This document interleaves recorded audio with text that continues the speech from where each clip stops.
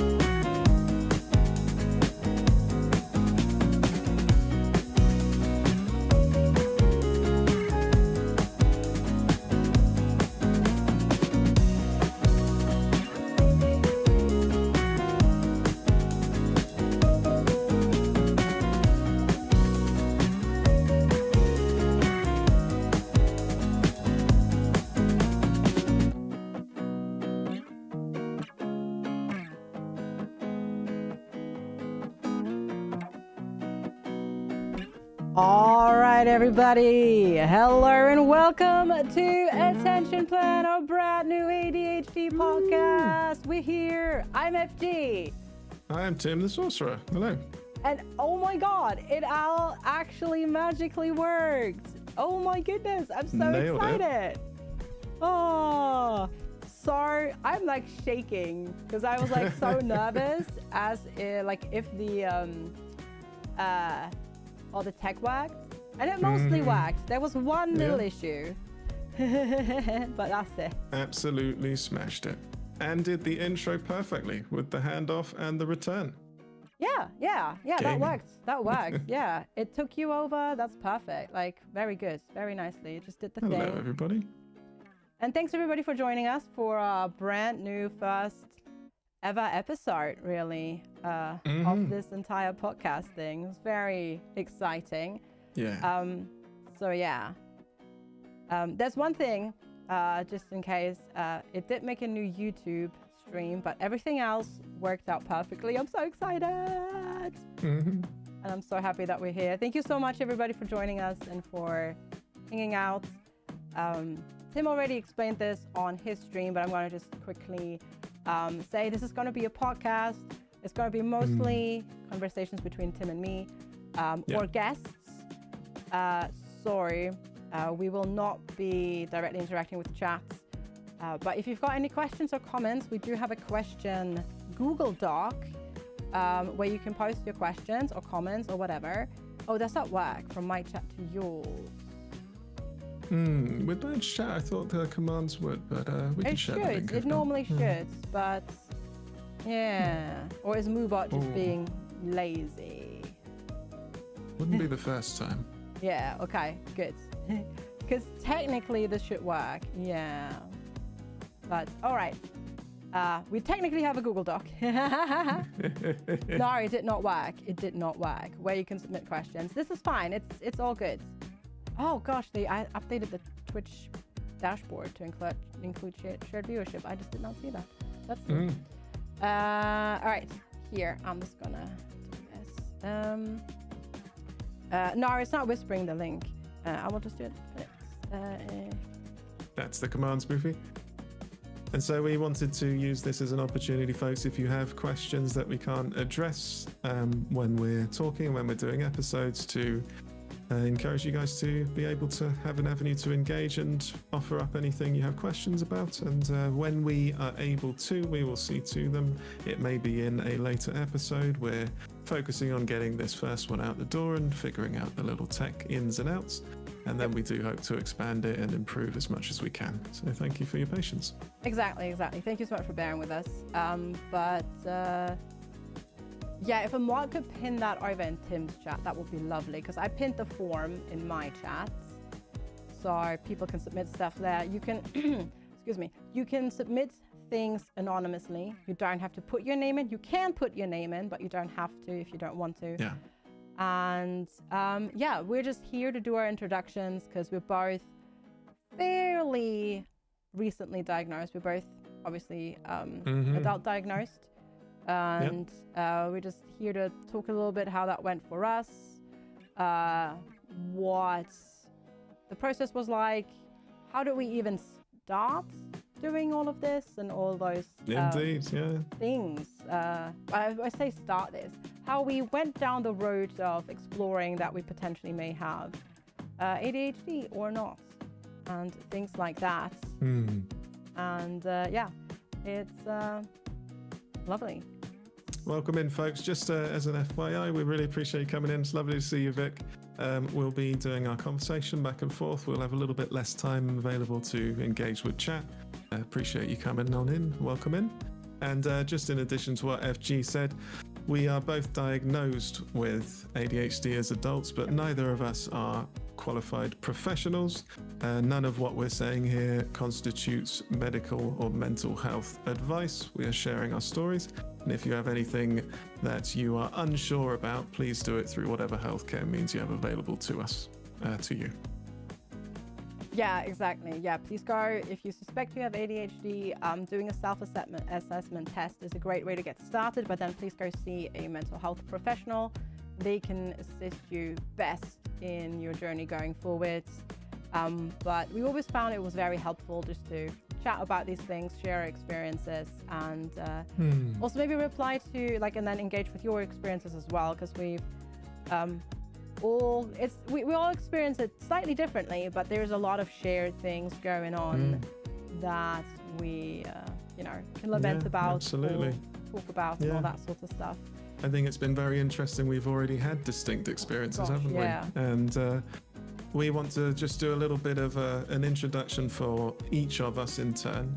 We can say very briefly a little bit about ourselves on Twitch, but also about what the path to considering diagnosis was, what the experience of it was, and then FG, if you'd like to start with that, and I can do mine after. Yeah, sure. So I I'm FG. Hi. I am a full-time streamer as well here on Twitch. I am, well, at this point, almost 41 years old. I got diagnosed at 38 and a half. Officially diagnosed. I have a very funny story about somebody in the medical field, not mental health field, diagnosing me beforehand. Very funny story. I can tell that in a bit after I've talked about this. I first actually went down the route of like exploring ADHD, especially exploring ADHD in women, when a fellow content creator friend of ours, Jess, got diagnosed, and she shared her experiences, which I'm so very grateful for. That made me go down that line. I was like, because I was like, I know this, and I know this, and I know this, and all those things and whatnot. And yeah, I then went and did one of those self-assessment tests, and I scored pretty high, and I was like, okay, I might be onto something here. So I went and scheduled an appointment with a mental health professional and went through a professional assessment, and then I got diagnosed with combined type, but leaning more towards inattentive. But I have some hyperactive tendencies. Can you explain briefly, sorry to interrupt, what the difference between those two types is? I was just going to do. So inattentive is what is formerly known as sort of ADD, where people have more, it was used more described as people having problems with paying attention, staying on task, and all that sort of stuff. And then you have the hyperactive side, which is the people that can't sit still, that have to move around in their chair a lot, and all that sort of stuff. But obviously nowadays, it's a spectrum. It is all ADHD. You fall into the spectrum, and you can have aspects of both, which is the combined type. So yeah, I definitely am more inattentive with some hyperactive tendencies that are not necessarily physical, because hyperactivity can also be in your brain. So there's that. So how was your journey? Because I don't actually know how you got started thinking that you might have it. So I'm very curious to know about that as well, actually. So I am 33, soon to be 34, and I was diagnosed towards the end of the last year. And I had a different journey with getting to the point of the diagnosis. I had spent a long time, at the risk of sounding dramatic, most of my life searching for some kind of explanation for a feeling of being different. And then, as is so common with people with the condition, an internalized feeling of being wrong in some way. Without knowing that I had ADHD in terms of any kind of childhood diagnosis, I went down the sort of normal path of looking at difficult events in my life, and there were quite a few. So initially for me, it started as a sort of journey down understanding mental health and trauma. I looked at different difficulties in my family. I looked at difficulties in my young life around bullying and social situations where I had different traumatic things. And over time, that led me to get to the point where I thought, in combination with my therapist, that it would be something like complex PTSD, which has still not been confirmed for me, but that's the kind of lens that I went down with it. Because it explained things like a lot of emotional sensitivity, like really strong reactivity and all this kind of thing. And then in an ADHD impulsive moment, after having put in an application in the UK for diagnosis and being told after about a year that I didn't meet enough criteria for evidence for them to do an assessment, I paid for it to be done privately, and it was confirmed. And it was very interesting because as much as my psychiatrist acknowledged that I did have a lot of difficult things which might contribute to other things if I want to look into them, a lot of the things that I sort of attributed to stuff like PTSD, he attributed to ADHD, and it was a very eye-opening experience. So that's what brought me to where I am today. Gotcha. Very different journey, but I see a lot of that in my history as well.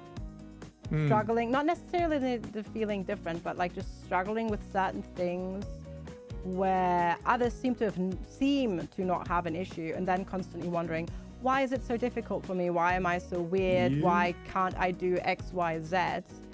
And now we have all of those explanations, right? And like all that associated guilt and like feeling of worthlessness that comes with that when you're undiagnosed and you don't know what's going on and all that sort of stuff, right?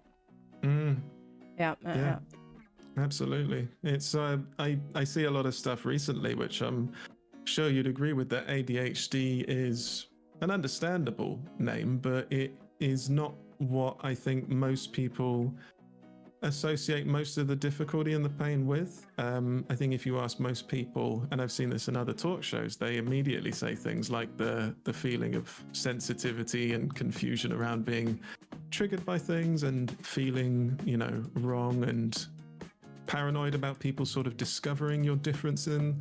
All of those things are very different from the focus and stuff, which is a really big part of it, obviously. But I think people think about the condition. Everyone I've ever spoken to really brings up that kind of emotional side, at least first. But if your case is different, FG, chime in. But I think it's a sort of underrepresented thing compared to what the name tells you, It's like they pick the two things that you can sort of see from the outside, which is the attention deficit, or like the inability to pay attention, plus the hyperactivity that like presents itself and as like little kids can't sit still.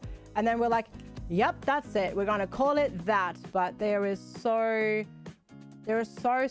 many other things that are also part of this that is just, it's like this whole slew of things that sometimes you don't even necessarily think about, that it's part of this whole package of ADHD, really.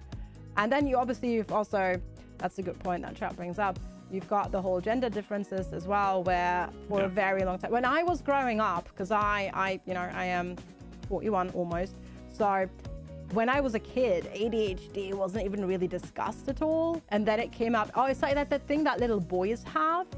And then like the whole thing with women and girls having ADHD, because it presents so very differently. It wasn't like a discussion for such a very, very long time. Like I, for example, as a kid, was not like one of those ones that was not, I didn't get up and run around the classroom.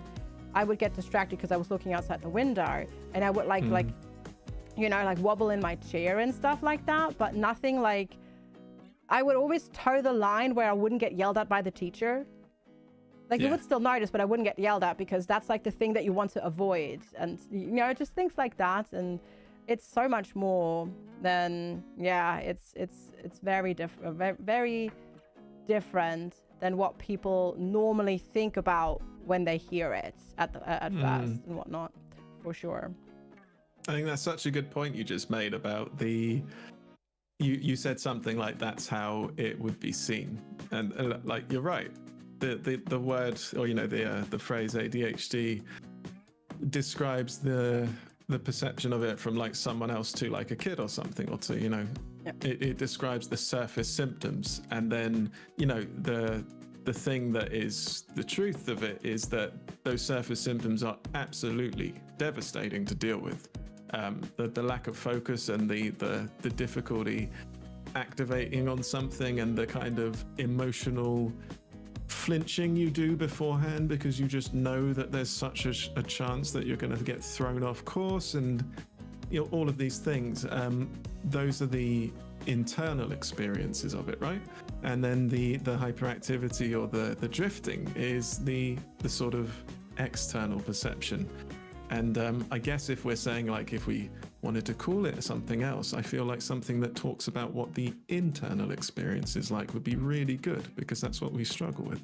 Oh yeah. For me, like, so much is just all that's like just stuff in my head that's going on, and it's so hard to, like, you try to put it in words, but it's so hard to put into words when people have not experienced it. And then even like when I describe how it is for me when my medication runs out, like at the end of a day, it's completely different to how you experience it as well. And like, that's the thing as well. Like, it's not like, you know, oh, you broke your leg in this place. Okay, yeah, we're having the same issue. It's like, because the brain is so complex, it presents so differently, even among the people who have kind of like the same, let's say, for example, primarily an attentive type or whatever, versus like, you know, hyperactive. Like, no, even then that's a spectrum, and certain things work for somebody, and for other people that's like absolute torture, and it does not turn their brain off at all. It's like, it's so fascinating how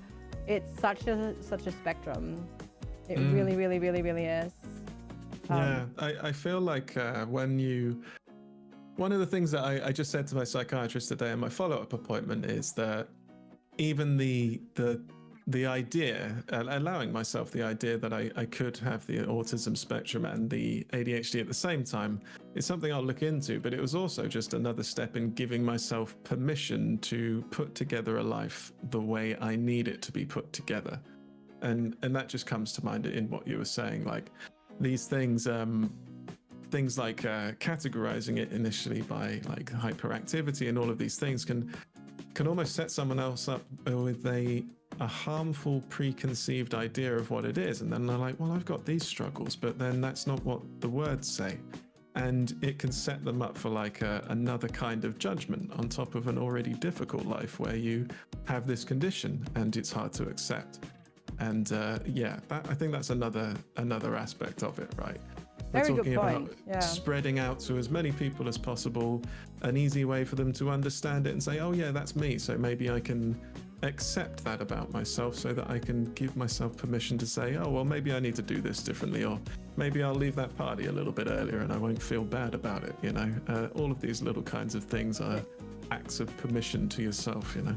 Yeah, you just kind of have to figure out a way to make the world work for you.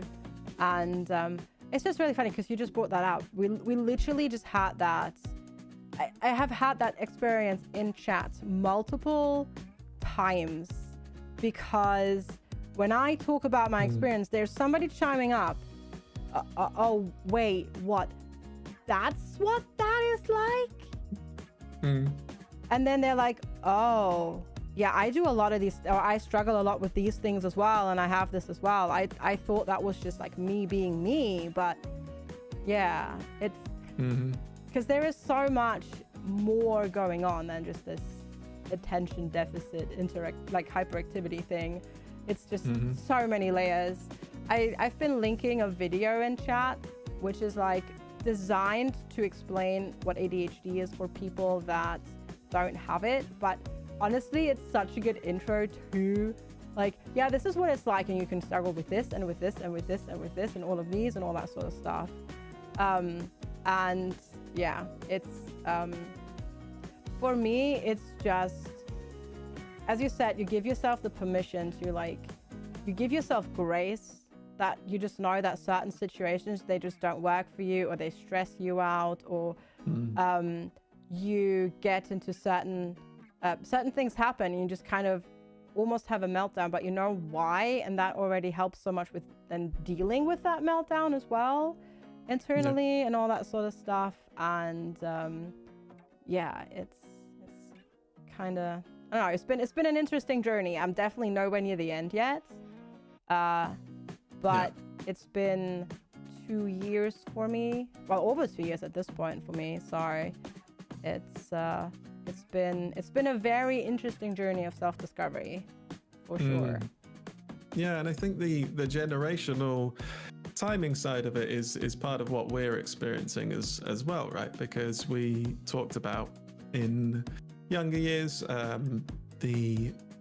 perhaps the school system's not picking up on symptoms so consistently, the potential like gatekeepers of access to some healthcare and support, like teachers, not their problem at all. They did the best teachers care with their whole heart about their job.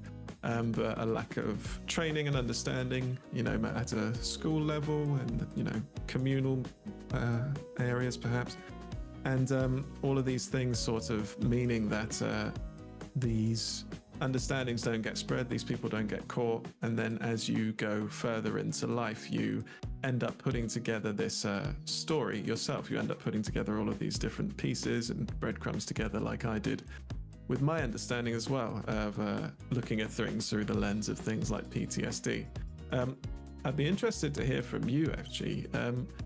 When you got to the point of looking at diagnosis, what was the sort of journey or the steps you took of, okay, this was where I started thinking about it like this, you know, and then I was like, oh no, but I understand this? Or how did you sort of reach the point of what you currently understand it, and what gave you enough sort of certainty to do a diagnosis? Literally just Jess talking about it, because like basically she was just talking about everything that she struggled with, and I was just like check, and it just kept going on and on and on, and I was like, okay, I really need to look into this, because it brought up the same thing. I had the same preconceived notions that ADHD is like more of almost a physical thing, like the hyperactivity, and you can't sit still, you jiggle in your chair, and it's really hard, because I don't know how much you did of that, but like you almost have to like unpack your behaviors and like go inwards and see like, well, if I were unobserved, would I do this now or wouldn't I do this now?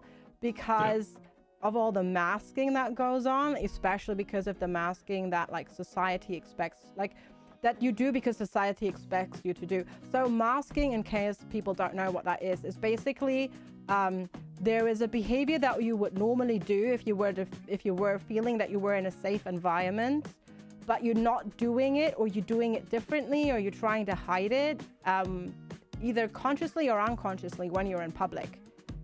So for example, there's a lot of people, like you get, like an example from my history, I would get yelled at for like sitting in my chair and jiggling my leg, because you would just go and jiggle, and people, like my mum would get absolutely bonkers by me doing that at the table. So I would do different smaller movements unconsciously, like subconsciously, like not even like doing it, like noticing that I was transferring that movement into something else, because I needed something that helped me concentrate. And yeah, just all of those behaviors, like trying to unpack that, and like feeling like it's just, there's just so much. And I think there's still like stuff that I unpack as well. And like also like for me a very, very, very big thing was like realizing how much my ADHD had impacted my relationship with food, which you probably, or I don't know if you, I don't think you had quite the same experience as me, but like I'm still unpacking things where I'm like, or realizing things like, okay, I don't think it was really normal to like at 6 try to sneak into the kitchen every night to get a snack. Like, yes, kids would do that, but they're not going to perfect an evening routine where they do it every single night without their parents noticing. You know? Yeah. And things like, just things like that. It's just like, for a very long time, like even up until recently, I just thought, oh, I was just being like a clever kid. And now I'm like, no, I think that was more my ADHD trying to like self-soothe itself and get some dopamine so that we could fall asleep. Which is just so wild. Yeah, I don't know. Like there's still stuff like that that comes up like 2 years into it that I'm still like kind of working through and whatnot.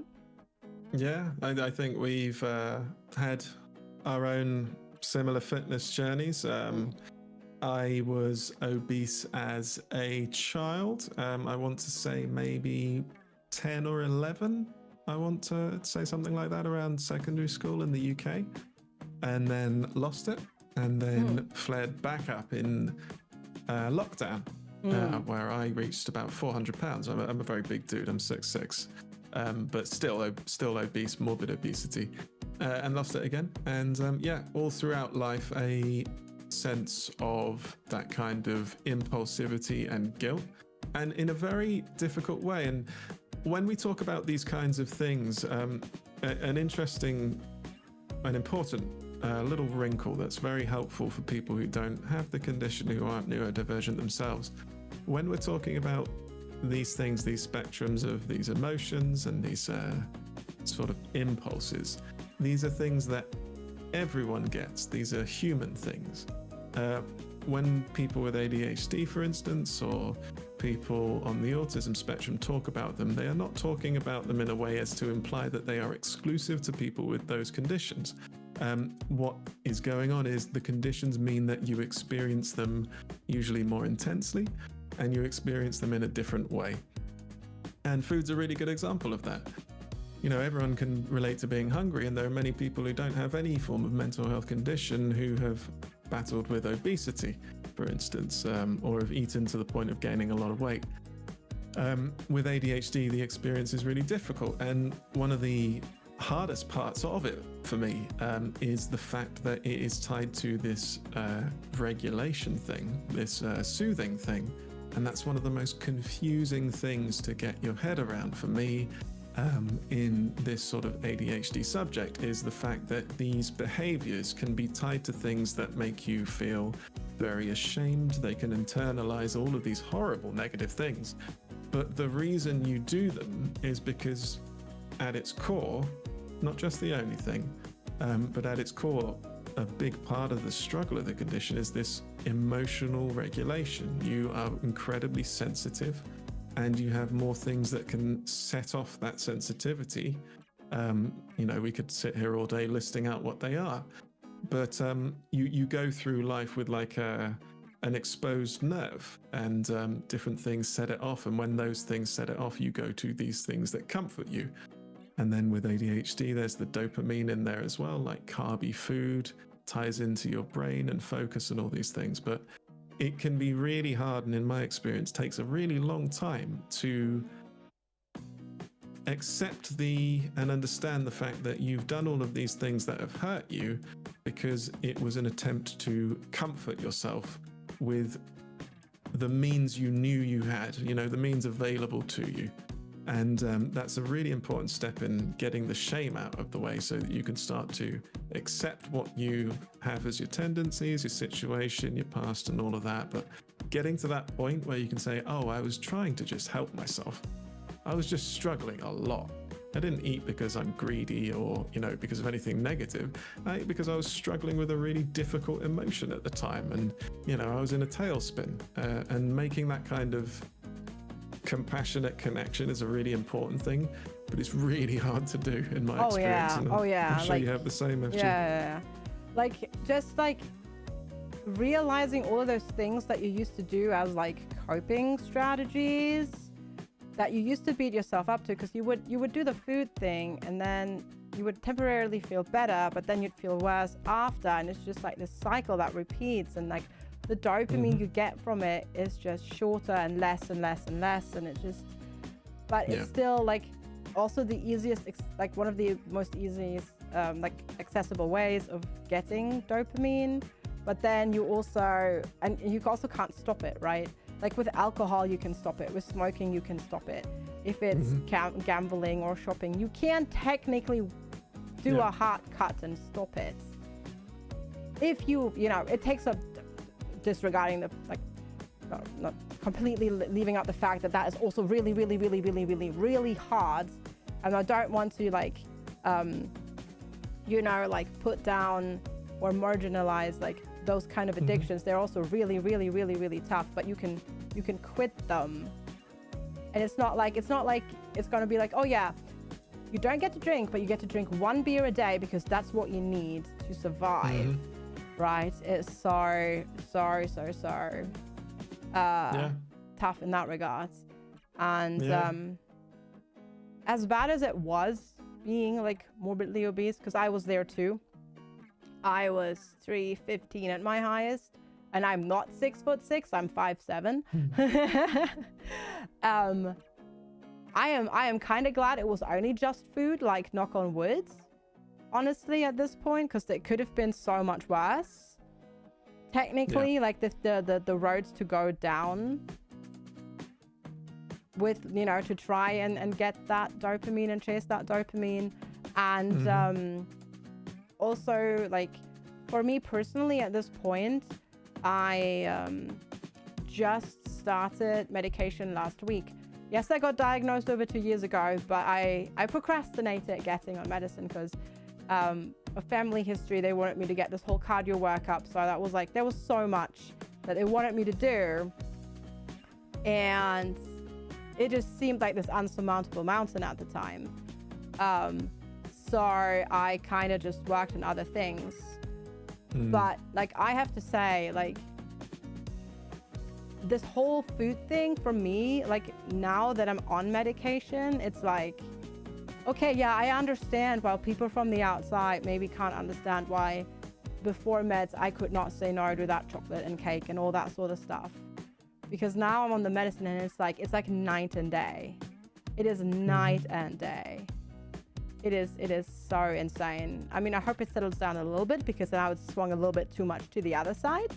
But I'm only a week in. It takes usually, as you know, several weeks for it to titrate up to the actual, first to the actual level and then to the right dosage from there as well.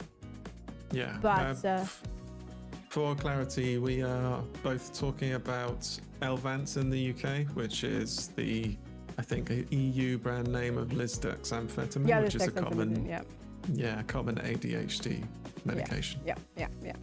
It's one of the common stimulant medications, because there are also non-stimulant medications. There are way more options nowadays than, say, like even 10 years ago, 20 years ago. There's so much, and they're always coming up with new things as well. I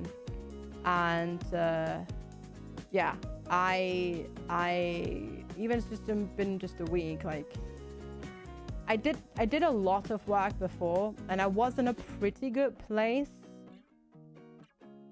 but like the jump that I like did from like when I went on meds compared to like what I had to like sort of claw my way up to be like a functional place over the last 2 years. Like I got like the food situation kind of sorted. I got into working out first for dopamine, then for health, and then all of that sort of stuff.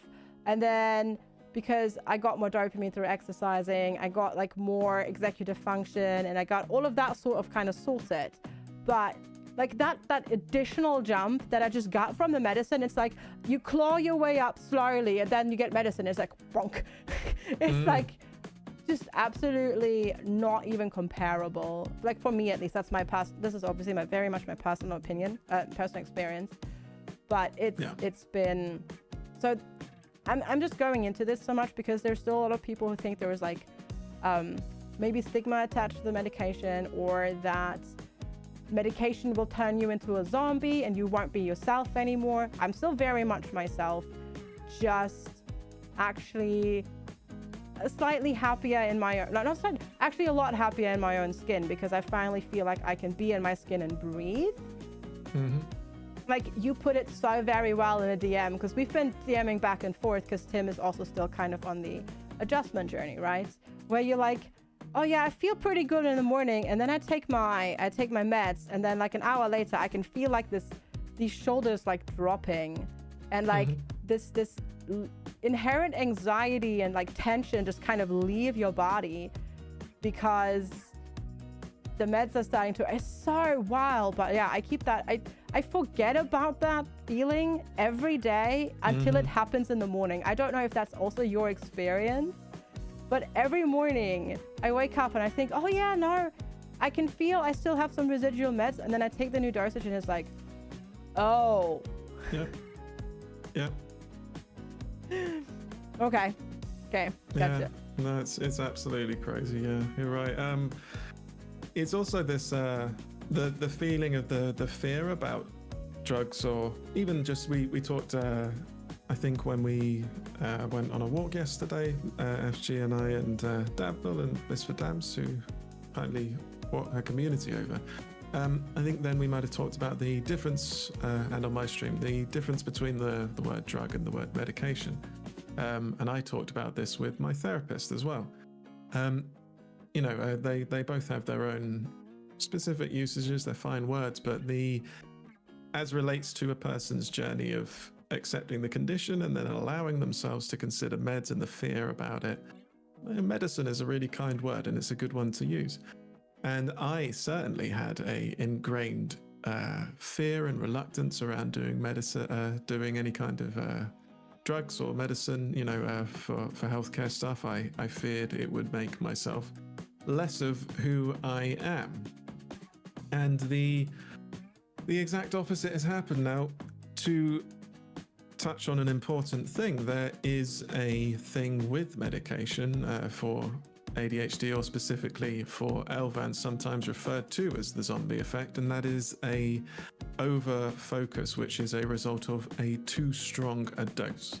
So if people hear about that, yes, it is a thing, and it means that you haven't been adjusted to the right level for you. The process of doing what is called titration when you adjust onto medication is a process. It's not a binary thing.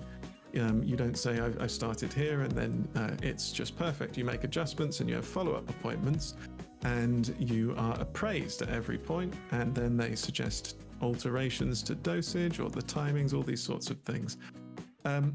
So I want to acknowledge that, because if people have fears about it, or if they've maybe done medication and then felt it and then not done it anymore because you freaked out, understandable, but these are things that are adjusted for. And for me, my therapist made a really wonderful point. I get a lot out of Buddhist practice and teachings. I've been on a few retreats, and I remember talking to my therapist, who is also a Buddhist himself, who mentioned and discussed with me that when I was on these retreats, I was really moved by it and really enjoyed being involved with it, but I struggled to focus. I struggled to sit in these sessions to settle my attention to the point where I felt like I could get a deeper sort of result out of it that I felt other people were. And I talked to him about meditating at home, which is a really healthy thing for anyone to do, but I think particularly for neurodivergent people, and saying, man, you know what, I just can't shake the feeling that if I was to do this medication and then to do a meditation session, I'd be cheating. And I was like, well, should I really be doing that? I felt like, would it really count? Meditation being this thing that you focus on, you focus on. It's like, well, if I do meds that help with that, then I'm cheating, right? And he said a really wonderful answer to me. You guys have probably heard of the word karma, which is kind of like a reference to like your circumstances. You could call it your fate. There's another word that is connected to that called dharma, which is often understood to be a sense of moral duty that you feel, and it's often tied to your circumstances, your karma, your past. And he said that, look, if you are struggling to do that thing, to meditate, and you want to help people, and it helps you when you meditate to connect with other people and to do more for other people, he said that I think that medication is a thing that is allowing you to have more of a connection with that cause that you want to do. He said, I think it's a very kind thing. I think doing that medicine and it making you better able to focus so you can meditate, so you can connect with what speaks to you and what you want to help people with, is like a profoundly good thing to do. And I think that's just an example specific to me that really beautifully describes what it's going to be doing for you. Because I think, these mental health conditions in their own way, they block you from living a life where you don't have to do a specific thing, but they block you from a life where you connect to your cause, your calling in life. You might want to help people in various ways, and it's a very kind thing to do this medication, to give yourself support and permission to be supported, so that you can then figure out what good you want to do in the world. Yeah, 100%. Like it's just I'm not spiritual like that, but I've been really getting into like working out and like also like strength training and stuff like that, and it's the same.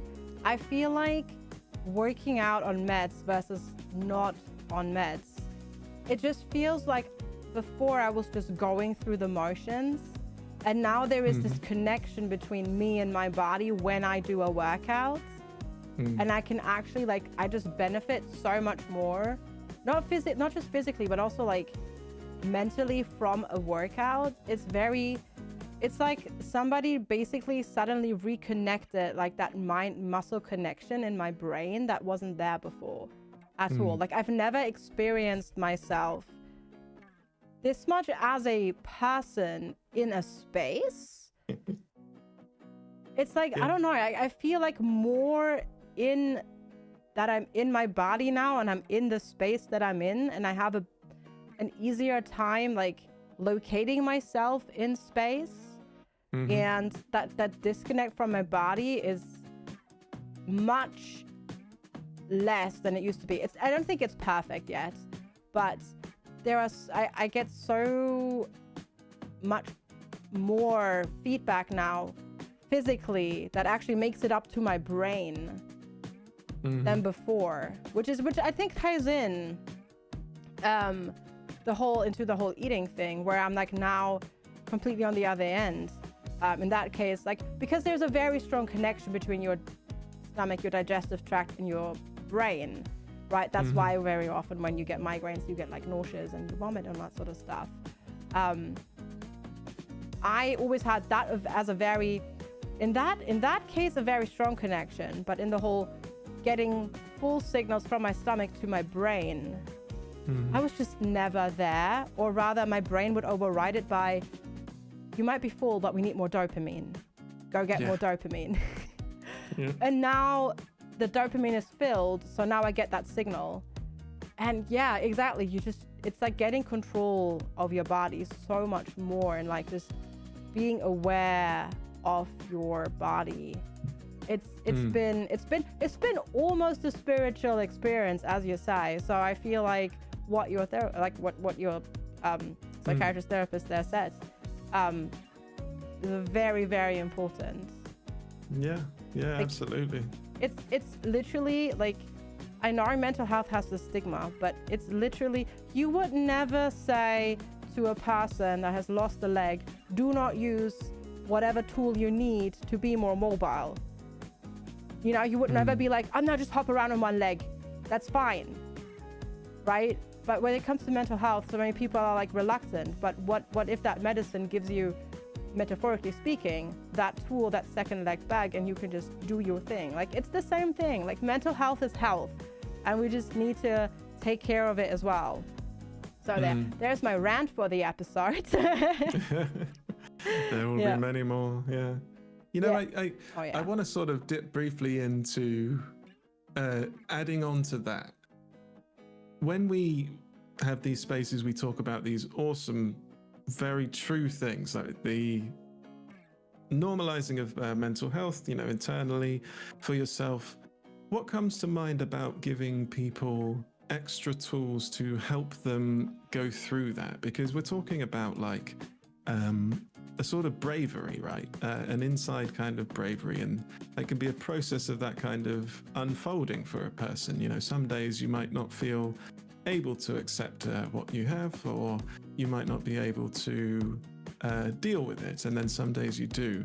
And for me, the thing that comes to mind, which is why places like Twitch are so important, is your social connections. You know, being proactive about doing what you can to put yourself in spaces where, if you don't have immediate friends, you have some kind of community where that is normalized. You know, saying just go to your friends isn't always the best thing to say, because not everyone has friends and can struggle to make them. But to me, like as you go through that kind of acceptance, being as proactive as you can manage to look for places like communities on Twitch where that's a normal thing can really help. And I don't know if anything else comes to mind for you, FG.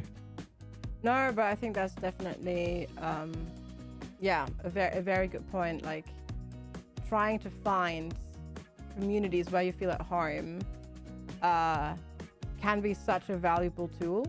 And as I said, because somebody was brave enough to share their very mental health struggles is why I started my own, you know, exploration and journey of this whole thing. And like, it's 100% like changed my life.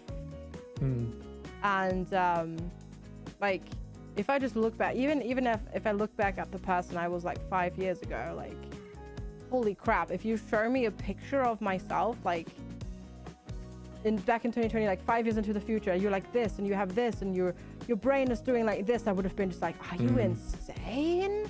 Like, it makes such a huge difference. So it's very good just to talk about it and to invite these conversations, I think. And I think that's also a part of the reason why we made this whole entire show. And that's also why this entire show won't just be just ADHD. Obviously, it's going to be our main focus, because that is that's what we both have. That's what we've both been diagnosed with. But we will have in the future guests on, and they will be all types of neurodiverse people, people with autism, or autistic people, sorry, people with ADHD, etc., and all that sort of stuff. So, because it's all part of this whole mental health is health thing that we need to talk about and destigmatize. We still, like, I know it's gotten so much better. It really, really, really has, but it's still very important, I think, to talk about, because we don't want to go back on that at all. Yeah, absolutely. Yeah. I think in addition to that as well, with the communities and the friends where they're available, is, you know, you can find these figureheads of these communities. And I find that if you can get to the point of having direct interactions with other people, people who have different conditions, I find that it really doesn't take much to have a big impact on broadening your own perceptions. I think about when I learned new things from people from different backgrounds, different conditions, identities. Any kind of like a one-on-one personal connection that I just had a conversation, even where I saw a bit of that humanity in that person, a bit of them, as well as the thing that they, you know, live with, or the thing that matters to them in their life. That sort of connection to them being a human being, as well as the thing, you know, as well as ADHD, as well as autism, for instance, it can really, really have a profound impact, and it can happen quite quickly, you know. So I think in terms of learning more and connecting with people more, it can really open your mind and your eyes to different things quicker than you might think, you know, because I think one of the challenges when we learn about these new things is we think about them as concepts, right? We're like, oh, okay, well, I kind of understand what that condition might be. I get the general strokes of it, but then when you speak to a person with that condition and you connect a human smiling face to it, suddenly it sort of clicks in a really relatable way. I think that's a really important aspect of that whole process. Yes, definitely. Also, just on that note, side note, but also I think something very important in this day and age that we need to say: online friends are valid friends. They are friends. Yeah. They don't have to be friends that you meet face to face every single day. Online friends are valid friends. I've made amazing friends online that I have in certain cases never met, but like just talking with them and hanging out with them. And yes, it's, you know, and they can talk, can turn into IRL friends as well. But online spaces like Twitch are great in that regard, because we actually get together for like this one thing and we form these communities, and it's a more global, I don't know, pub that you go to after work, right? Which is actually a really nice thing if you think about it that way. And yeah, I think that that's a really important thing. Yeah. Yeah, absolutely. Yeah, you make a very good point there. And I think that also speaks to a sort of a generational difference that I think is really good to keep in mind, because I have had conversations with people who have been very close, and they have had differences of opinions about the suitability of online spaces or about the health of those online spaces. And that can be a very difficult thing to deal with, especially when you're early on in this sort of journey of understanding and accepting. You know, those are the building blocks to having some certainty about yourself and being able to be more resilient in the world and say, oh, if someone says this about me, no, I know myself enough, I have enough faith to brush that off and to deal with it without it upsetting me and throwing me off my course. And I find that especially with, not always, but you know, in this case, with a generational sort of divide sometimes between tech and socializing, older people can often be in some kind of position of power or seniority socially, and I'm not painting anything in a broad or negative way, but you might hear things from some people who grew up in a sort of world where their PCs weren't a thing, phones weren't a thing, and they primarily socialized in a different way. And then when you have this sort of intersection at the same time with us finding more about things like ADHD, mental health, and other conditions, we've all talked so many times in various ways, different places, everyone in chat can relate as well, about how we neurodivergent people find each other in places like Twitch. We find each other in relationships online. And I think it is really important, like FG says, to accept and to normalize the fact that those are okay relationships. And for me, the small caveat to that, which I think is really good to say and good to keep in mind, is that I do think that a person-to-person, in-person relationship interactions offer a kind of benefit to your mental health and to your well-being that isn't completely matched by online interactions. And I think that's okay. It doesn't mean that things like Twitch aren't healthy. You know, these two things can be true at the same time. And so for me, I deal with a life where I have this condition I know about. I might have other things as well, but the net result is that I am very sensitive. I very easily get thrown off course and dysregulated, upset, triggered by different things, and those can make me be in a place where I feel the need to withdraw and protect myself, and my ability to sort of take on in-person interactions goes up and down as these experiences go up and down, and they drain me so much.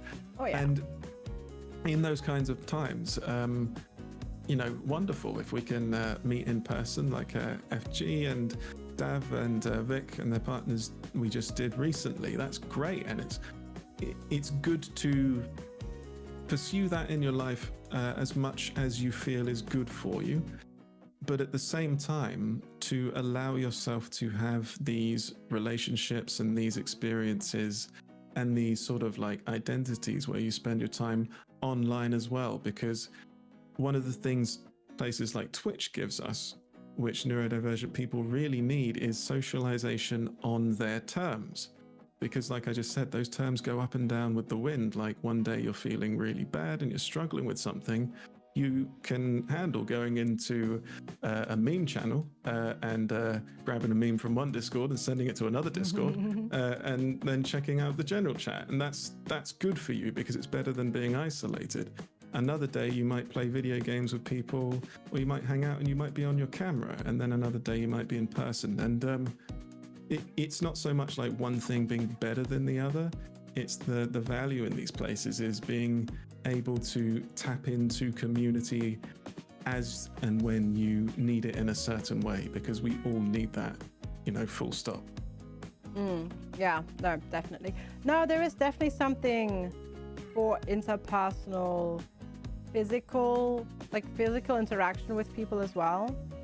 because you get there is the hormone reaction, all that sort of stuff. I mean, that's been studied, right? Like hugging people releases certain hormones, etc., etc. No, that's definitely your point. It's just there are some people out there who say like, oh, I don't have any friends except for online. I feel like my family says that those are not valid friends, and like I should go out and like actually like spend time with people.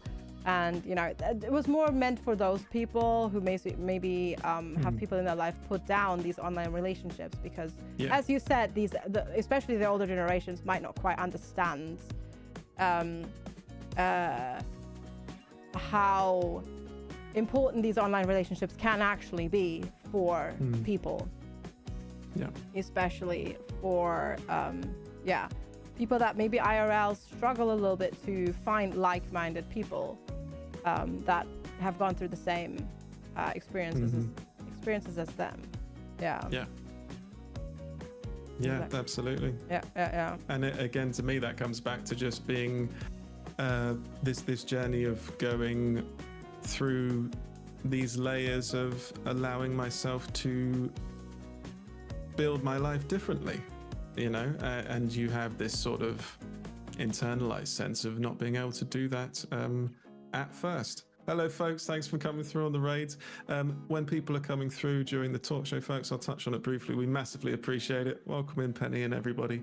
We're doing a show where FG and I are talking primarily to each other and sharing these threads and keeping the conversation going. So we can't spend too much time greeting you as we normally would when we stream typically, but we appreciate you coming on through.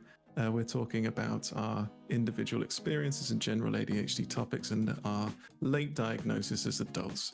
We appreciate you coming on through. But yeah, it's these sort of different layers, isn't it, of these ways of giving yourself permission to organize yourself for what you need. You know, and like you were just saying so well, it's giving yourself permission to have your online friends be your predominant source of, you know, socializing, or giving yourself permission to structure your day in a different way, and giving yourself permission to take a break after you've done what other people might think is a small work task because you were freaking out about it and it drained the hell out of you because it threw your body and your mind out of whack. You know, my God. All of these different little means of acceptance and allowance, you know. Oh yeah, like just to like to touch on that, like just to like demonstrate. I literally slept badly last night because on the one hand I was really like nervous, not for doing this whole talk show thing or podcast thing necessarily, but the whole entire tech thing just made me like crashing and burning, because like using a service to stream to like two separate Twitch channels at the same I was just like absolutely panicking about, but at the same time I was also like just me seeing like I feel like me seeing like all the things that you were doing for the podcast, and I was just like feeling, oh crap, oh god, I don't think I'm doing enough. I'm not doing enough. Oh crap. I felt the same. Oh my god, that's hilarious. And like and I was just like, oh god, like I feel I'm not doing enough work, and I've done this and I've left this too late, but then you know, the train thing, and then I don't know. So it's like, but I'm glad you had the same experience, and I can very much assure you, no. As I said, I feel like you've done more work, so there we go. But like, just like being able to like even also just like share this and being comfortable to share this, I feel like I don't think me 2 years ago or a year ago would have necessarily shared this. Because it puts you in a very it puts you somewhat in a vulnerable place, right? Like being like that.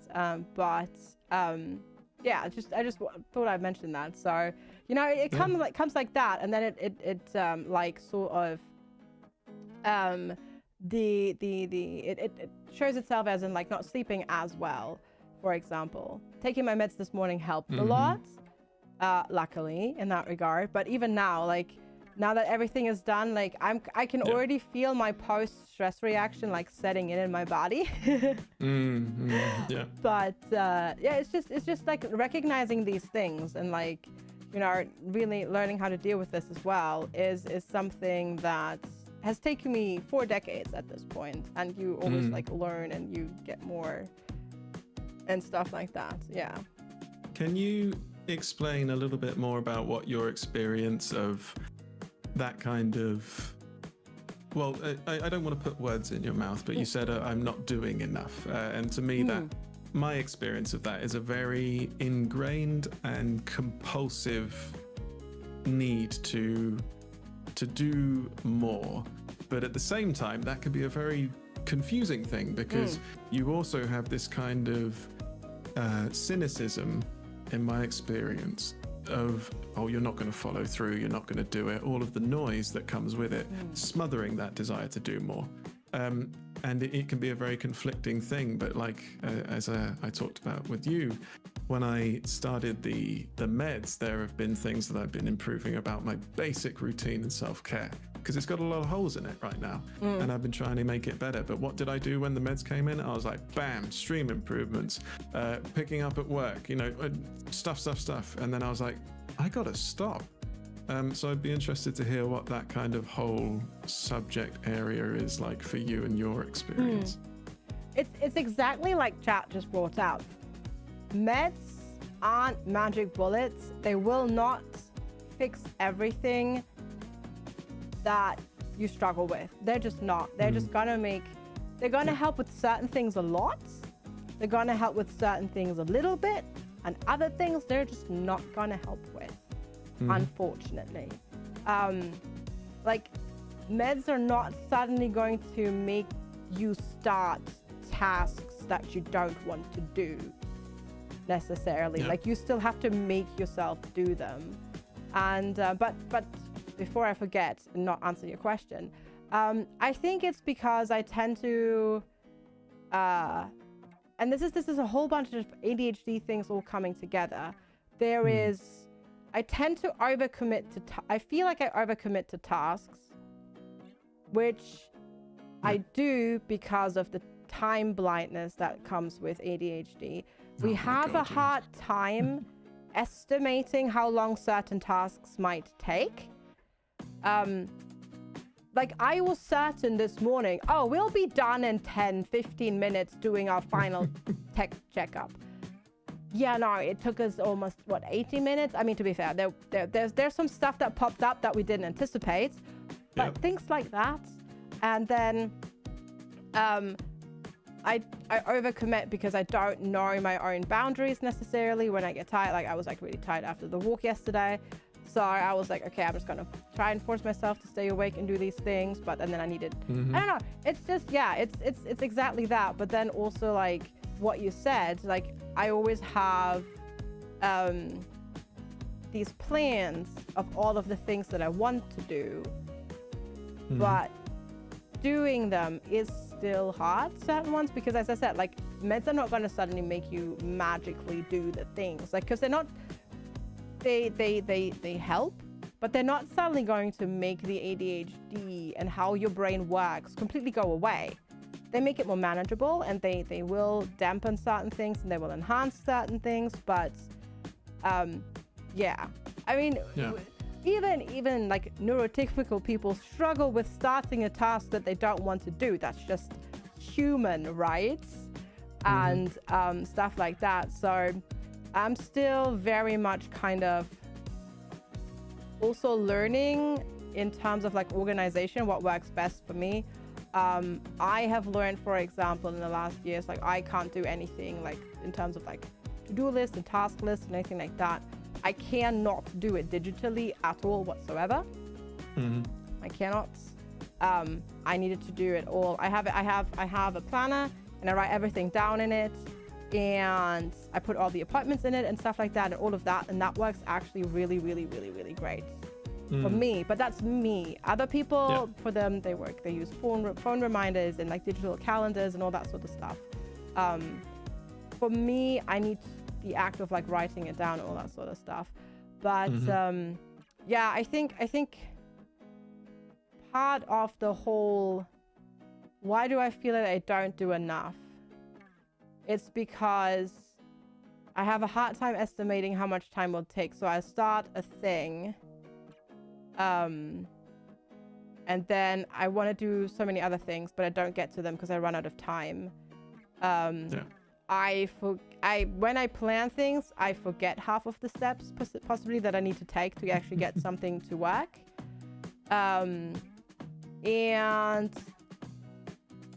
with that, the meds definitely help. The whole getting interrupted and staying on task thing. Yep, absolutely. I remember the first day I did them. I think I was talking to you and I was like, I just worked for 4 hours on something.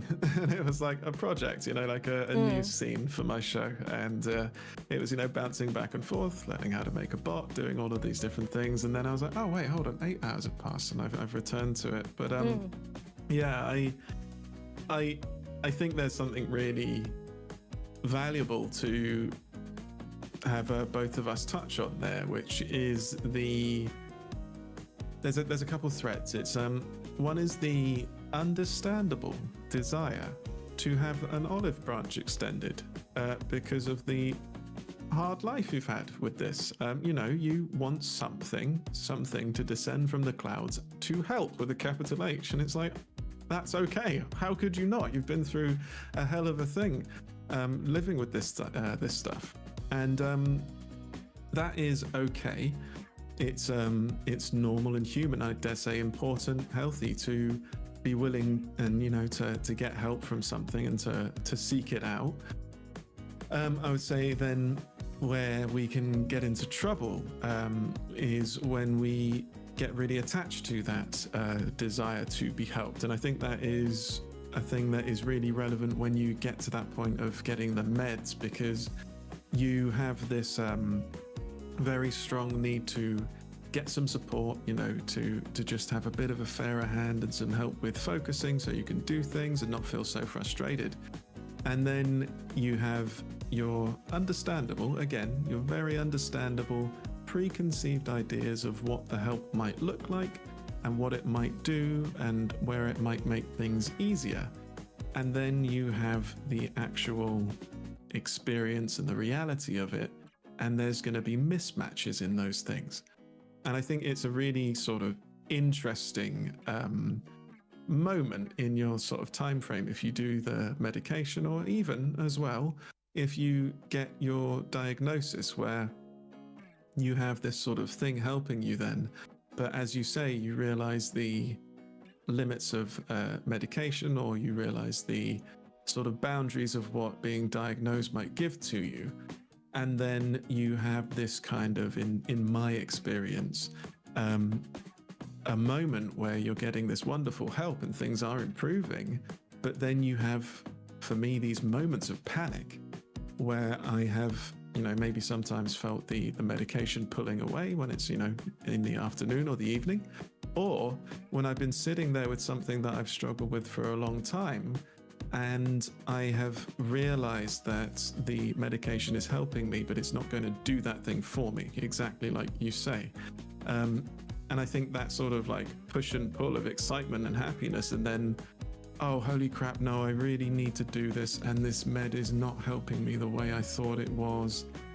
It can be a real roller coaster, and it can be a very confusing time, because you have these highs and these lows while you figure out where your own responsibility, in organizing yourself and being good to yourself is, and where the medication helps, and sort of where those two are separate. Yeah, I'm exactly that. And I mean, we keep talking about medication a lot because I think it's just a very new thing for us. So it's like the thing that we just introduced to our lives. But as I said, I lived with my diagnosis for 2 years before pursuing meds because, and this is also standard in the UK, treatment for ADHD is not just medication, and they don't force you to go on medication, like it's your choice. There's so many other things that you also can and should do to give yourself and the meds the best chance to like uplift yourself. Like there's a lot, there's a lot of mindfulness work that you can do, ADHD coaching, going to therapy, self-care, which is really hard for a lot of people. So you have to make sure to get your diet on track. Working out for ADHD is like so essential. It is so essential, because it gives you, especially if you're unmedicated, working out regularly gave me that baseline to already get quite a high level of executive function. Yeah. An amazing level, if I may say. Yeah, it still required a lot of mental effort to sustain that with just the dopamine from the working out, and making sure to get enough sleep, which is so important. Like, so many people just don't sleep enough. Like, sleep is like one of the best things you can do for your mental health. It's like, and so many people pride themselves on not sleeping enough, and it's like the worst thing, because it, especially if you've got ADHD as well, because it makes it lowers your inhibition, it lowers your executive function, it lowers your, like, it raises your impulsivity so much. Like, it's so much harder to say no to those thoughts if you're tired and not well rested.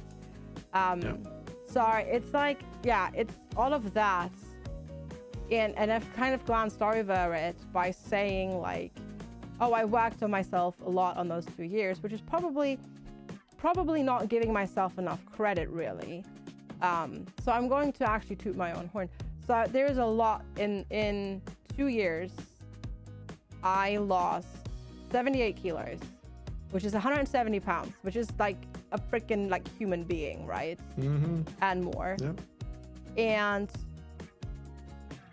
gained this level of executive function through really examining how my ADHD, like, affects me in my life, and how working out just gives you that base level of dopamine to make the lows higher, and it just kind of levels you out a lot. And then better food helps, and then sleeping. I journal basically every single day, which is that mindfulness,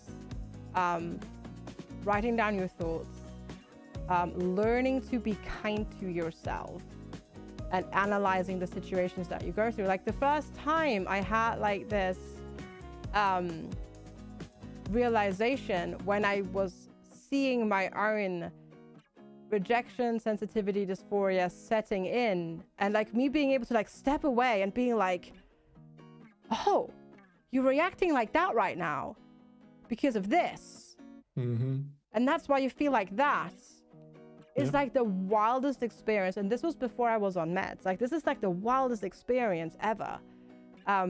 But, like, that is so much work that had to be put in there. That now with meds, for me, it's just kind of like I would function without meds. I would miss them. As somebody was said, like, what would you do if your meds were gone? Like, I would really miss them. I would be so sad, because I can sustain this level, but the mental load that the meds have taken off is humongous. Like, the effort required has been lowered so much, which now frees up energy and mental just mental space to then focus and work on other things that can still need improving, or even just to give yourself the grace and enjoy hobbies more, and, like, deep dive into hobbies as well, and not just as an escape, but actually as something just spend your time with and relax a little bit and that sort of stuff. It's almost like you go around tense because you're, like, flinching, your shoulders are up a bit, because you kind of just have all of these years and years of moments and proof, air quotes, that say, like, oh god, doing stuff is just so much harder, so, like, I'm gonna go around sort of, like, mentally clenching up my shoulders and everything, and just sort of, like, gritting my teeth in advance of anything actually happening or me doing anything, just because it's easier to be prepared. It's, like, again, a natural thing. We, like, anticipate stuff, right? And we protect ourselves when we have hard things that have hurt us. and we carry it around. And that's so much of mental health, trauma-related stuff. It's the impact of going around anticipating what's going to happen, but being, very tuned to it in a way that just ultimately harms you. And yeah, I can relate to that. Like I told you about the feeling of the shoulders dropping when I felt the medication come in, and I've talked as well about something I experience, which is almost a feeling of coolness in my brain, almost like a minty kind of sensation in my brain, of just this kind of relaxation. And it's not a relaxation as if I'm, as if it slowed me down. It's a sense of relaxation that I feel like I'm no longer anticipating difficulty in the way that I was before. It's a very interesting thing. It's like, and that's the funny thing. I know exactly what you mean. It's like somebody pulls the brakes, but also greases the wheels. Mm-hmm. Because everything slows down. But it doesn't slow down as in like you're feeling being held back or anything like that. It's just you actually finally get to see all of the single pieces. Like it's like when a car, like a tire or a I don't know, carousel spins really fast. That's basically our brain constantly. And then it finally slows down, and then you get to see like the details, and that's how it is. And it's like and you finally feel like this breath, and you're like, oh yes, okay, I got this, and I know exactly what I need to do, and I can do it. I will do this, and then this, and then this, and then this, and that's my game plan for the day. Let's go and do it. Yeah. And I watched some video of someone else who was coming to terms with their own diagnosis, and they just said something along the lines of like, man, I just didn't realize that it wasn't, air quotes, normal, of course, so people can understand what I'm saying, but it wasn't normal for people to have like a Roman, forum in your mind and your body every time you decide to do something, where there's these 50 different voices saying, well, I don't want to do that, so and then they're all shouting at each other, and you have to sort of like, well, I'm going to wake up and do this today, and then all of these other voices are like, or influences perhaps, are just ready to have an argument and a debate about that. And then, you do that, and it's tiring, and then you compromise, and the compromise might be that you do something completely different just because you're exhausted from the conference, just because you're exhausted from the debate that happens every time. And it's the realization of the fact that that kind of like parliament debate, whenever something wants to be done by Tim, is what the condition is like, and that it can change. But when you talk about the health and the fitness and stuff, you've done such an amazing amount of work adjusting and figuring out a large part of your foundation before the meds, and there's so much good stuff there that I think would be amazing to share with people listening. You talk about the place you're at now, which has a lot of these really good building blocks in there. You've worked out diet to a way that works for you, and you have figured out a routine of fitness that works for you. How would you, I guess it could be either breaking it down or looking back at like the first little toehold that worked for you and how you built it up to what you have now? Yeah, so I actually started like super basic, because I was doing this whole ADHD research thing after gotten my diagnosis. And what often came up is this, exercise can work to calm your brain down. And I was like super unfit, so I would like exercise at the start for me was like a kilometer walk on the treadmill. Like I would do that before bed, and I would realize that falling asleep was harder. It was easier because my brain was quieter. Because at the time, my body was like so not used to it that I was generating so much endorphins from that bit of working out that it actually had like almost not as strong as the medication, but like similar an effect on my body, on my brain. And then I was like, okay, I'm just gonna keep doing this. Not to like lose weight or anything like that. That was like not even on my brain. I just to get a little bit of help while I figure this ADHD thing out. Yeah. Like just small walks every single day. And then that obviously led itself to me getting fitter a little bit, little by little. But then I also noticed that I just didn't feel as snacky when I was doing the walking during the day. So I automatically, naturally, without like kind of realizing, ate less and started losing weight. And I was like, wait a minute, this is like connected. Okay. And then I got into like just actually walking more and more and more. And that's just kind of just snowballed from there. But it also snowballed from there because that's the one tricky thing with exercise. At some point in time, what you are doing at the moment will not give you the same results dopamine-wise anymore. So you need to increase, and you need to do more, and you need to do more, and you need to do more. Which is another reason why at this point now I went for medication, because I was at this point where I'm like, okay, I like literally cannot work out more in my day to generate even more dopamine. So it does stagnate, but at the same time I also really shouldn't stop it, because it gives me that baseline.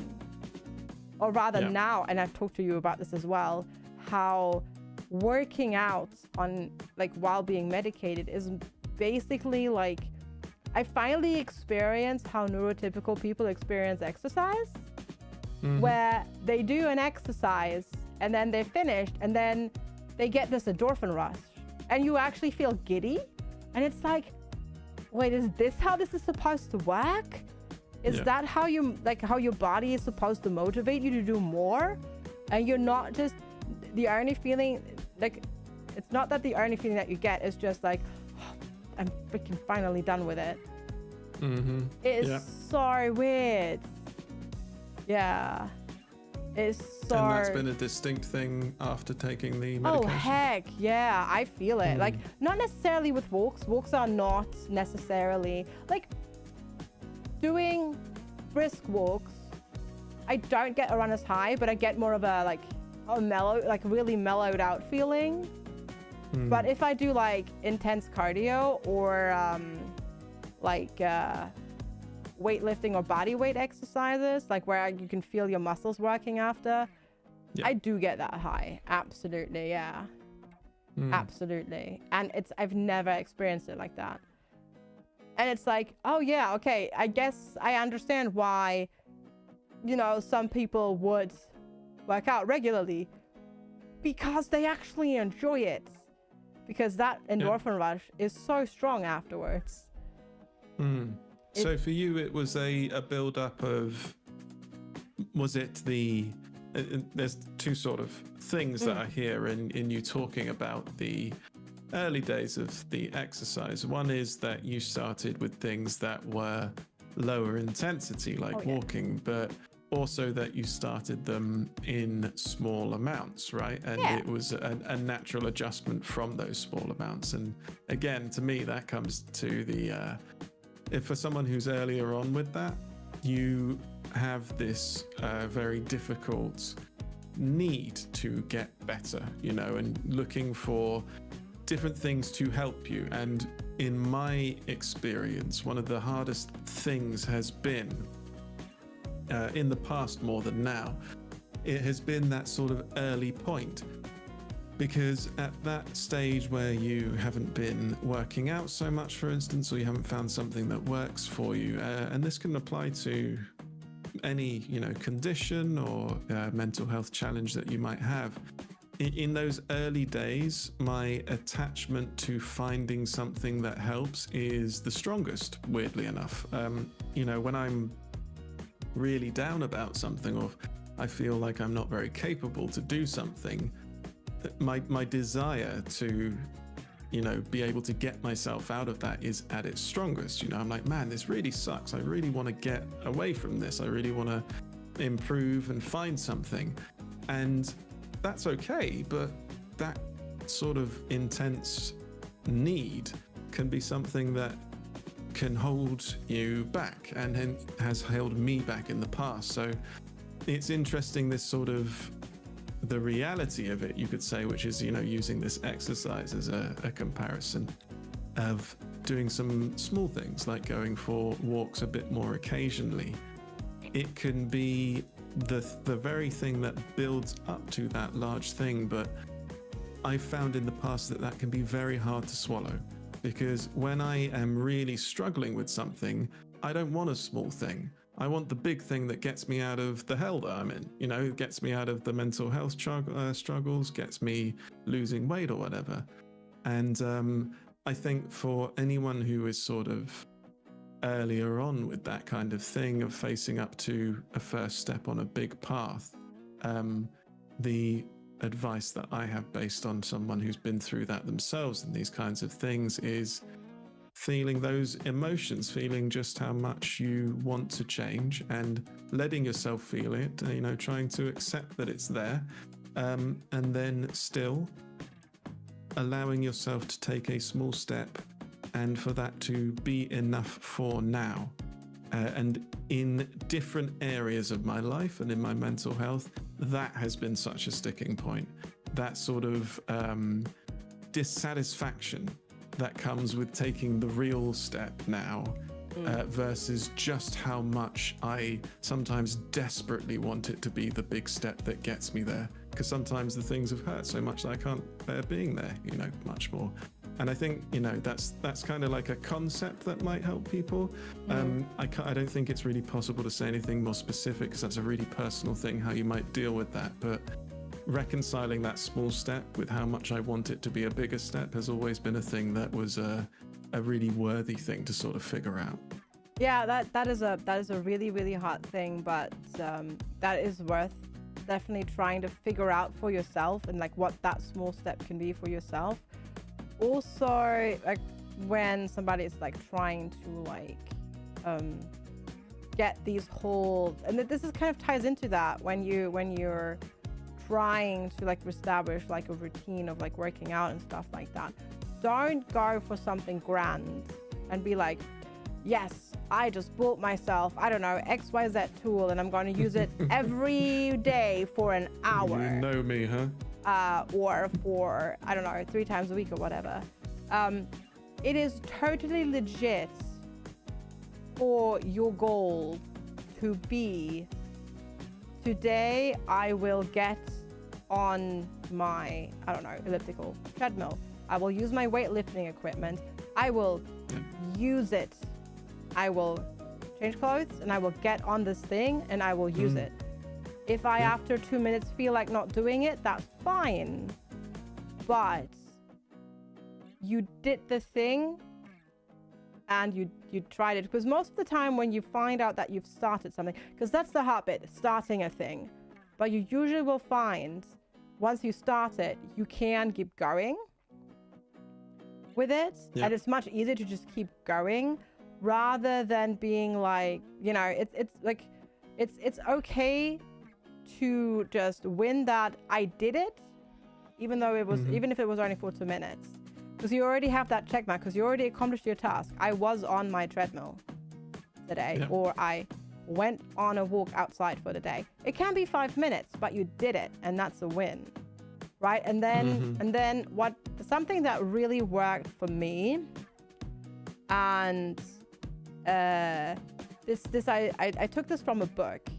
I'm not saying go out, buy the book, research about it if you want to, but this is from a book called Atomic Habits, and it's a way of, it is a way that teaches you how to build actual habits, which is ridiculously hard, and it's even harder if you've got ADHD. because we, as people with ADHD, do not necessarily get a sense of satisfaction that one is supposed to get after completing a task successfully. Most of the time, we will just feel like the relief of having the task done rather than feeling accomplishment or being proud and stuff like that. So it is hard, and it's a way in Atomic Habits, it's a way they describe how to build habits, and it's called habit stacking. You start with one thing, and it's okay that you do that one thing and you work on that one thing for now. And then you couple that one thing with another thing.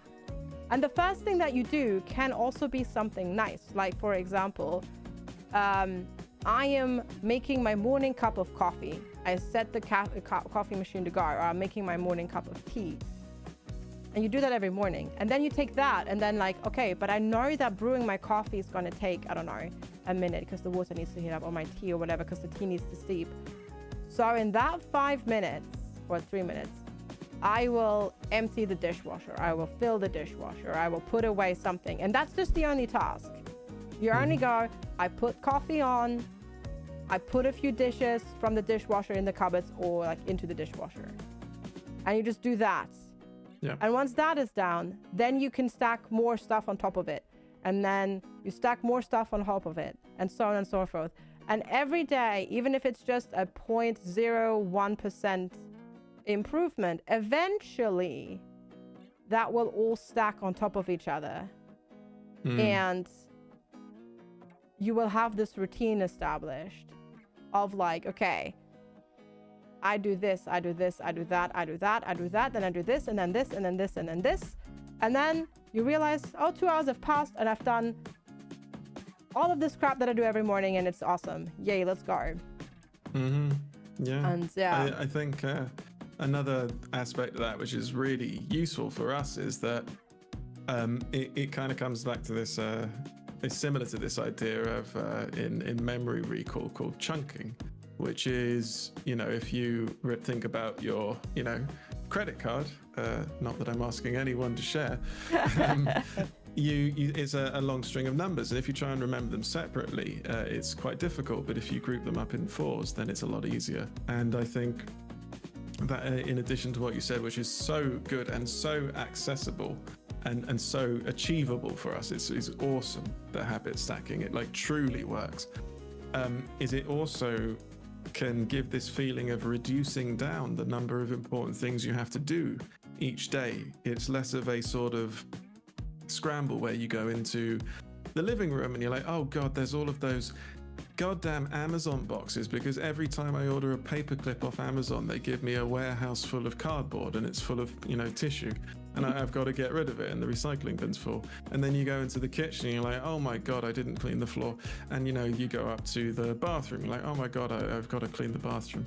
And you have all of these difficult things that is so beyond your ability to recall. You struggle until you literally trip over them. I just need to interject. Can you please get out of my head? Thank you. Please continue. Thank you. And the things that are truly so awesome, everybody listening, about the habit stacking really works, and it helps to bring them together to lower the emotional load of doing them, but it also combines them into one thing in your head, and you can sort of like flexibly add different things in, and it makes it easier to do things, but it also makes it easier to do a broad number of things. And both of those are like two challenges that I think we really struggle with the condition. Yep. Yeah, and it ends up eventually, and this is not a thing.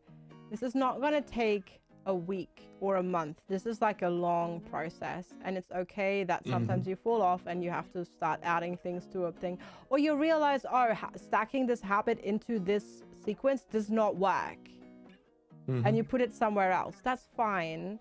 That's definitely exactly how it goes.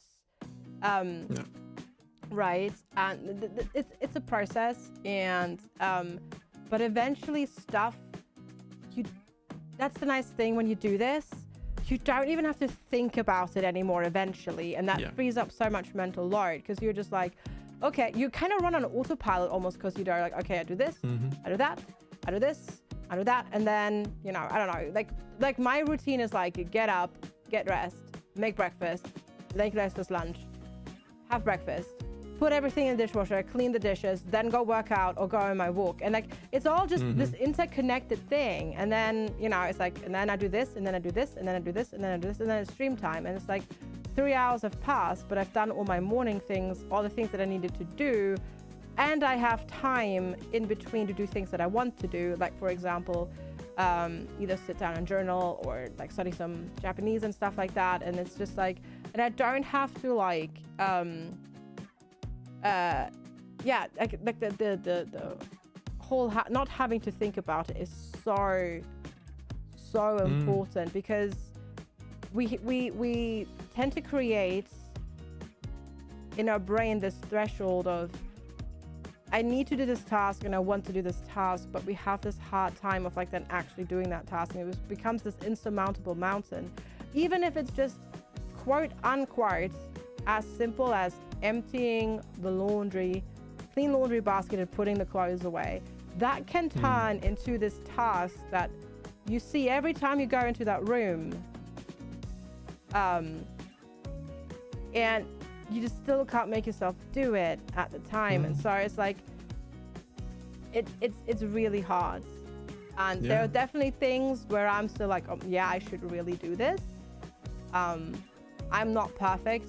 My house is not perfect, but it's a lot gosh darn better than it was years ago, which is really helpful. And I'm at the, you know, and it doesn't need to be perfect.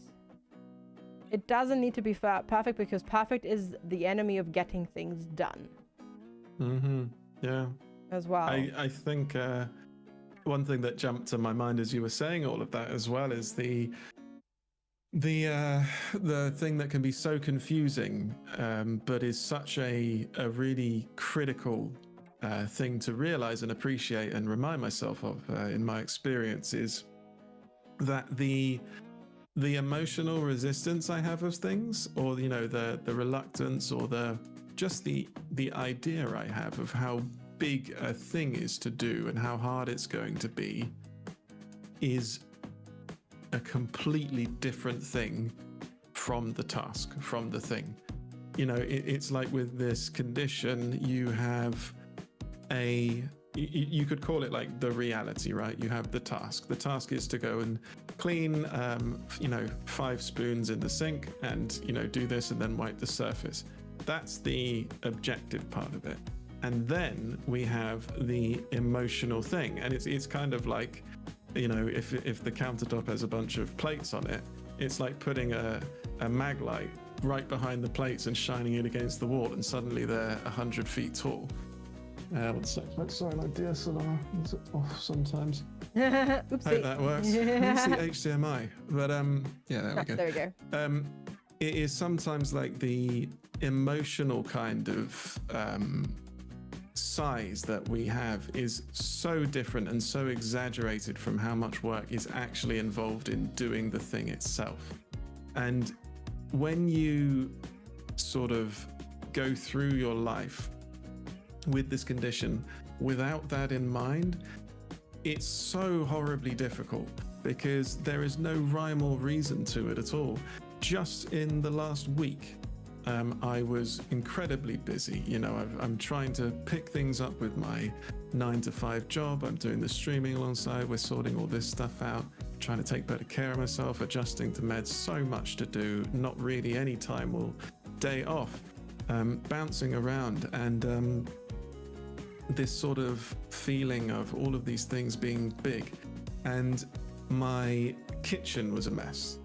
You know, the sink was full, and you know, I was looking for the clean plate, right? Because the number of clean plates was getting smaller every day.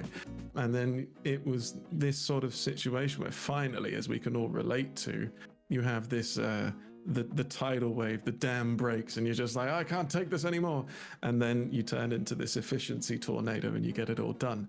But a way to sort of avoid having to get to that point, I found, is to take a breath and say, look, I've got those plates there. That's the task. And the feeling of the size of it is a very different thing. It is real. My experience of that kind of like, I can't do it, it feels too big. It's a real thing. You know, I'm not sort of like trying to encourage anyone to sort of gaslight themselves into thinking, oh, well, it's okay because it's not real. I'm not thinking it. Like, no, the feeling, the emotional feeling of those plates feels like you have to run 2 marathons back to back, but it is a separate thing. And when you do things like the habit stacking, it's kind of like a way to like spoof your brain past that hurdle of activating on the task. And it genuinely is sort of like almost pulling the wool over your eyes, isn't it? You're like, well, yeah. I'm already doing this, so I'm going to do that. And then you're like, wait a goddamn second, I just did the thing I was terrified of doing. Or yeah, I might it gives you these options. Yeah. It gives you these opportunities to appreciate more and more that they are separate things. And when you do, that is so liberating.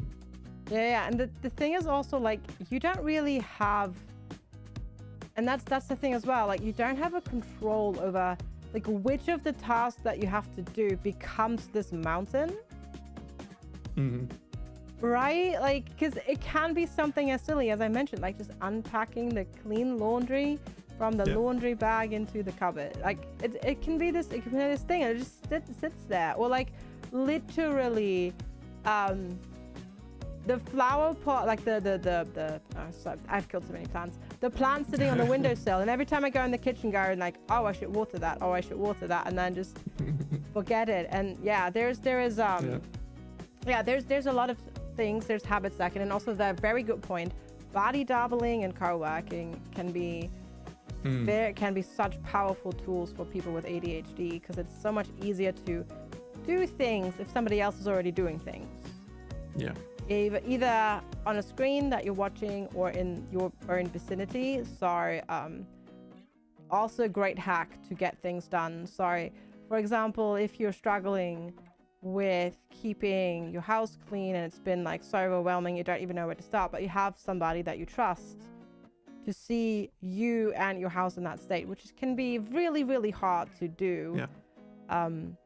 But I would highly encourage you to just reach out to them and like tackle the task together, and it's gonna make it so much easier.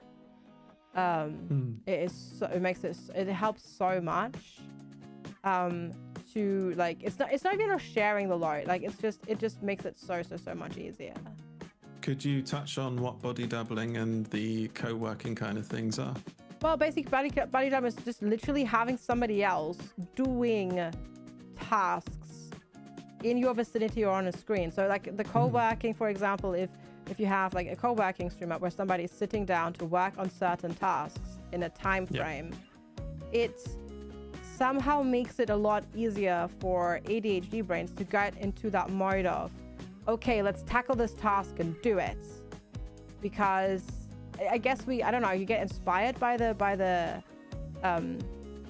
another person doing a thing. Like I don't know, I get this. I mean, it's possibly also a little bit of shame, but I like whenever I have like a handyman round in the house, I cannot just sit still at my desk. I also need to be doing something. It's like that, but in a nicer kind of way almost. Because like you choose to do it, and yeah, it's been for me really helpful. Like I've done some co-working streams as the co-working streamer with other people near me, and it's just been really, really, really nice. Yeah. And it helps you to structure and just be like, okay, I'm going to pick one task and just get that done for now. And then that's okay. If that's the only task you do that day, that's fine. But you've done a thing. And that's really helpful. It brings me to this sort of point about the complicated subject of accountability, because I think accountability it's like a coin, right? It has 2 sides to it. One of those sides is incredibly healthy and especially helpful for us. One of the challenges I have is I'm single. I live in a place by myself and I work remotely. The accountability I have, unless I put in ways to be accountable can be as limited as I want it to be. And, we can all relate to having conditions like these, mental health stuff. Like, we get damn good at engineering a life where we slowly, month by month, year by year, strip away those sources of accountability, whether we know that we do it or not. You follow the path of least resistance. And so the body doubling and the co-working is a really good example of the healthy accountability. And then I think it's also worth touching on the opposite, which is that we can be driven to be accountable in a negative way that doesn't really serve us. And it might be because, we feel guilty, so someone's got to see. And that's a bit more of a personal kind of angle that we don't need to go down on the show. But certainly, I think one thing I can relate to, a little sort of pull that I get when I think about the idea of the co-working streams, which maybe is a normal thing, is a little pull of that sort of like anxiety. Maybe there's a little bit of guilt in there, being seen to maybe, not be productive, or, what if someone sees me and I'm not focusing? I think there's like just a little tug that I feel when someone mentions that, where I'm like, I get like a tiniest amount of a lowercase ick. And I think that's a really good thing to share, because like that's okay. And that sort of reluctance is very normal. It doesn't mean that you're anything broken. It's okay. It's fine. It's a thing you can work with if you choose to. But the positive accountability that FG is talking about through those kinds of things is really helpful. I think it can be quite foreign and sort of new to people, but it does work, and it's a very proven method of helping people to activate on task and to stay on task when they have this condition. Yeah, especially because the motivation that you get is like actually like intrinsic motivation when you're doing like a co-working or body doubling, because you choose the task and you do it, and then you get that whole, you don't necessarily get the feeling of yay I did it, but you did the feeling of, oh my god, I did it, yay, it's done finally, and as in opposed to like what I just mentioned in chat, it's like this panic cleaning. Like, I don't know, for years I was that person, like, oh my god, I have like a handyman is coming around, or my friends are coming around, this place is a mess, shove everything into every door that they're not going to walk through. I need to make my house presentable, and then you spent like 6 hours cleaning, and you just be absolutely shattered by the end, and it would still be kind of but mostly acceptable. You just do it, go like, yeah, this will do. And Doom boxes, Doom doors. I had in my old apartment, I had this Doom closet. It was stacked to the ceiling with things, like literally. So yeah, like that's like the positive accountability that Tim is talking about there. Like you strip away all that shame and guilt, which makes it a lot easier in retrospect, and a lot less exhausting to get things done as well. I think one of the again, something that just bubbled up as you were saying that is that I think those things of guilt and shame, they sit on top of a need, and you can work on getting those out of the way, and then you can meet that need, that need to be helped, that need to be seen a little bit more. It's the shame or the guilt, the thing that's blocking you is not the thing. It's like a blanket covering something else. And I think when we think about stuff like co-working or things that are a bit more social, there can be that pulling away. That doesn't mean that those things are the threat. That means that we're dealing with a very real and understandable sort of emotional layer on top of them, and that those things can still be really helpful and good when you have the appetite or the ability to get to them. Yep, definitely.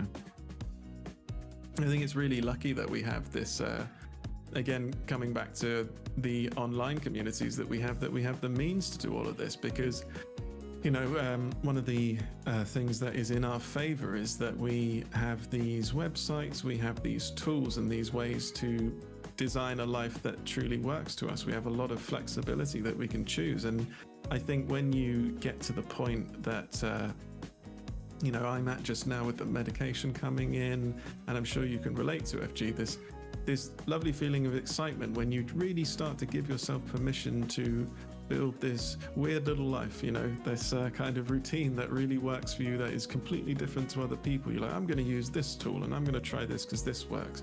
And the permission to put it together in a way that truly works for you. Yep. And these sorts of tools are really good examples of what can be a really wide toolkit that you can sample from to make your own, little Frankenstein setup that truly works for you. And if it's not those things, that's okay, because you can look at other tools and other things to make something that is your own.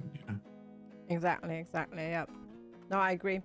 And it's like, once again, I'm really happy. Like, I'm really glad that Twitch is a place that exists where like that sort of stuff also has space. Like, co-working is like finally a category. It's like awesome. Mm-hmm. And I'm just really, it's just a cool place that we get to hang out here and like use this website also to share those things as well. Yeah, absolutely. You said you haven't been getting the dry mouth with the medication, right? Chat, I get it like an absolute mother. I have to drink so much. I've been told it goes away. Supposedly, yeah. No, it's been all right for me. It's been all right for me. One of the wonderful side effects of ADHD medication, dry mouth. Yeah. Get your hydration reminders in. Yeah, magic. Yeah. All right. I do believe actually this time flew by, but I do believe it is that time just slowly where we will be wrapping up. Yeah. Because we do have a hard cutoff time. Yep. Yeah. So I think what we'll do, is go to questions maybe next time we're doing this, which will be not next week, but in 2 weeks. And we'll just sit and digest and see how this sat with us, how this sat with you. If you've got any comments on how you, if you enjoyed it, if you think there's something we can change, please feel free to put that in the Google form, either with your username or anonymously. And thank you so much for joining me, Tim. This was great. I think this was absolutely great. I had such a good time. We did it. Well done to you. Well done to me.